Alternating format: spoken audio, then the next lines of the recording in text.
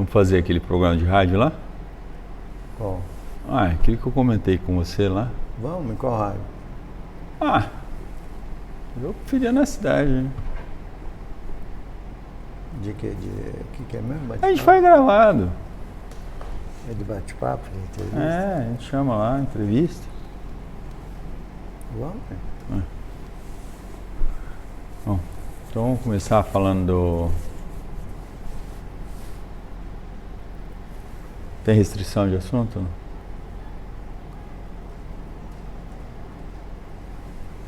Vamos começar falando de 52 para frente. Vamos. Vamos lá.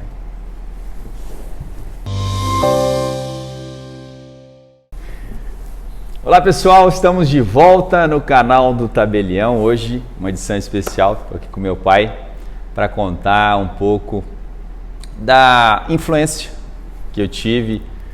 É óbvio que ele me influenciou, nós estamos falando de uma pessoa que esteve constantemente comigo, minha vida inteira, me ensinando, direcionando minhas escolhas, meus caminhos.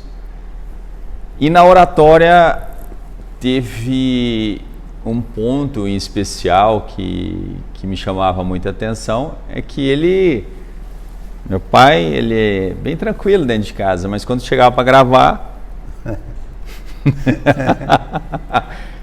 ele se transformava.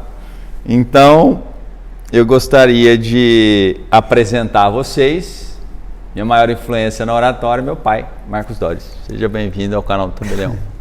Muito obrigado. Olá pessoal, tudo bem? Bom dia, boa tarde, boa noite. Esse bordão ninguém esquece. Então, eu tive a oportunidade também de ter o meu pai como radialista, né? E naquela época ele fazia programa sertanejo. E eu acompanhava nas madrugadas, o programa começava muito cedinho, de madrugada, e sempre vivenciando aquele clima de rádio, né? De microfone, aquelas coisas que contamina muito a gente, né, de maneira positiva. Então, desde criança tive essa oportunidade aí de estar assim muito próximo da comunicação. Mas pai, você nasce em 52. 52. Como é que era o mundo naquela época? Ah, eu sou muito antigo demais.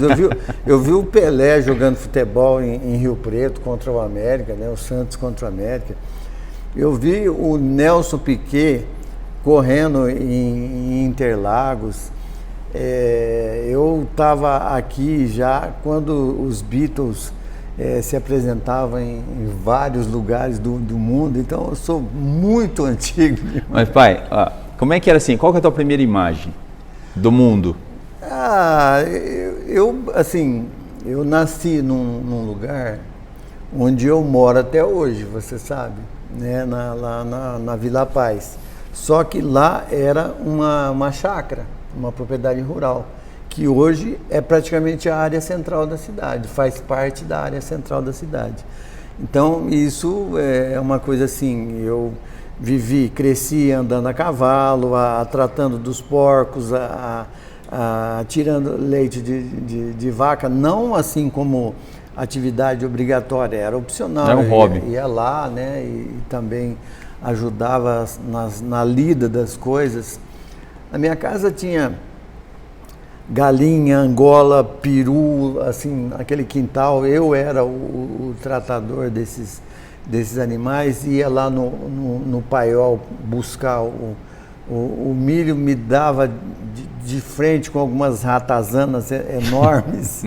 No paiol? No paiol.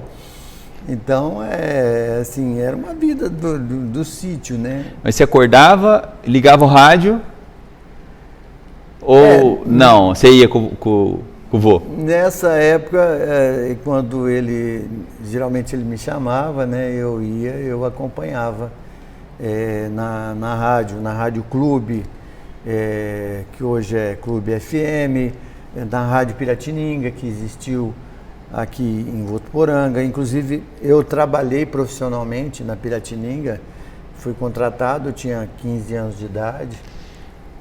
E foi nessa época que você encontrou o J. Ávila? O J. Ávila, que hoje talvez o pessoal não se lembre direito, mas o J. Ávila, ele foi um importante empresário do ramo da comunicação. Como é que foi essa história? O J. Ávila era proprietário da concessão da TVT em São José do Rio Preto, né? E ele era muito influente, uma pessoa muito conhecida.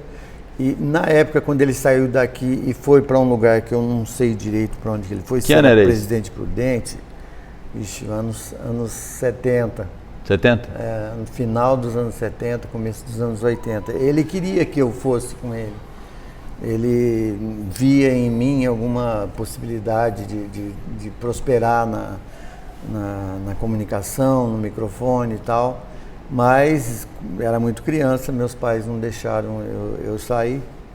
Sei lá, se foi... Talvez eu não tivesse aqui. Talvez. Eu tive colega na Clube FM, que trabalhou muitos anos na Bandeirante, na técnica de som, o Jonas Rosa. Se aposentou lá, então teve assim... Quem sabe se eu fosse, eu teria virado alguma coisa assim na comunicação. Nossa, mas já demos um salto, hein? Porque a gente estava em 52 para 70, são 22 anos. 22 anos? 22 anos. Então, você já tinha, nessa época, 22 anos. Você tinha o vô, a avó já tinha morrido ou não? Então, a minha mãe morreu com 38 anos de idade, muito nova. Novinha, né? Aí ficou o tio Márcio, né? Isso. E você, então, entrou para trabalhar no cartório.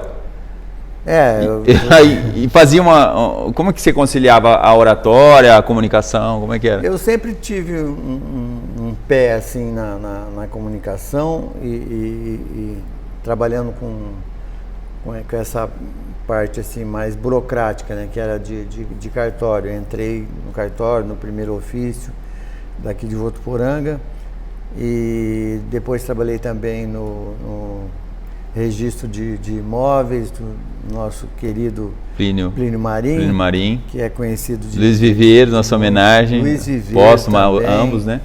Luiz Viveiros, uma pessoa muito querida nossa, assim, que nos orientou bastante. Mas eu estava sempre ou fazendo alguma coisa em rádio, ou em jornal, sempre trabalhando em cartório e também atuando em comunicação. Mas como é que era ver o vô falando? Era ele falava bem? Ele falava? Ele tinha uma característica bem peculiar, assim, que era programa sertanejo. E o sertanejo de antigamente era um cara que fazia um personagem caipira. Ele fazia uma voz assim, que parecia de um matuto do sítio. Forçava, assim. Forçava. Ele fazia um personagem mesmo. Ô, pessoal, como é que vai? Tudo bem? Tal, assim. Nossa Senhora, sabe, querendo fazer graça, assim. Hoje, muito longe de existir isso no sítio, né? Um capial, um cara parecido com o Mazzaropi, assim. Nem sei se vocês sabem quem que é o Mazzaropi. Pessoal, Mazzaropi, vocês dão um Google aí. Dá uma googada aí, Mazzaropi fazia muitos filmes, é um dos caras que mais tinha bilheteria, Mazzaropi, exatamente. A avó de vocês que talvez se lembrem. Mas aí, então... Ele te influenciou? Sim, né? Porque a gente fala assim que rádio é cachaça, né? Você vicia. Vicia na cachaça da comunicação. Vicia e você acaba gostando. E é desafiador, porque ali era aquela história de improviso, né? Total improviso. Então, é bacana, assim, você... enfrentar com a coisa ao vivo e você desenrolar aquilo que você precisa falar, precisa se comunicar. Até algumas publicidades, algumas propagandas eram ali ao vivo, né? E então isso é muito desafiador para quem fala no microfone, porque a palavra foi, não tem mais jeito. Quando eu comecei a fazer algumas apresentações assim, ao vivo, em público, eu me sentia muito cansado, porque era uma necessidade de achar conteúdo na memória, e o pulmão tem que estar cheio de ar, né? Exatamente. Você tem que estar falando constantemente, raciocinando, é algo que precisa de prática mesmo. E bastante vocabulário. Vocabulário. Se faltar as palavras, aí fica difícil, né? Se você tem uma redação muito boa, um vocabulário muito bom, e ao mesmo tempo não era um grande leitor. Não. Mas de onde veio isso? Eu estudei em escola pública e sempre fui muito cobrado, sabe? Os professores cobravam muito isso da gente, de escrever corretamente, de falar corretamente. Isso na escola pública do tempo que eu cursei, na época ginasial, depois o ensino médio, eu fiz o curso normal, né? Naquela época tinha uma divisão assim dos cursos de ensino médio, era normal, científico e clássico. Você ia para onde você achava que você... Era muito rígido? Era muito rígido. Meu diretor na época era o nosso saudoso Rashid Once, acredito que muitos também conhecem, o diretor do Manuel Lobo. E sempre muita cobrança, né? Tinha muita cobrança. Então, devo à escola o fato de ter, assim, a possibilidade de escrever com clareza, assim. Então, mas agora a gente já falou duas dicas, né? Uma que é a prática da comunicação para que a gente possa ter desenvoltura quando necessário for. Isso. E o segundo é vocabulário. Vocabulário, então não adianta, pessoal. Falar, vou ser um bom orador sem prática e vocabulário é muito difícil, né? Agora eu vou falar uma coisa para você e vou falar para vocês também. O começo de uma apresentação, seja ela qual for, ela tem uma certa tensão, ela tem um certo frisson assim que você sente, né? E isso é bom, isso é importante. Mas à medida que você vai desenrolando o assunto, você vai ficando à vontade, as palavras vão fluindo de maneira mais tranquila, mais natural. O começo ele tem uma certa tensão, mas é bom, não é ruim. Não é ruim? Não é ruim não, é importante. O dia que você perder esse nervosismo, vamos dizer assim, aí perde a graça. Eu já apresentei ao vivo na televisão, na rádio.